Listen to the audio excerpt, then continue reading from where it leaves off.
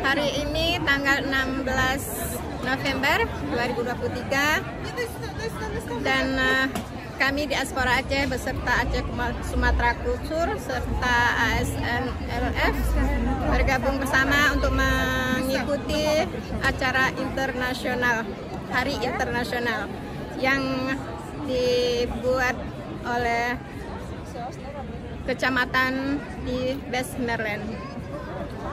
Dan kami ikut serta pada saat ini, pada acara ini untuk memperkenalkan adat budaya serta makanan. Dan di sini hadir beberapa negara lainnya, sebab satu adat menandakan sebuah negara.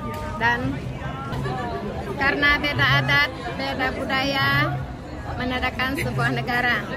Begitu sekiranya kami juga satu negara, Aceh, yang punya budaya sendiri, adat tersendiri, makanan tersendiri.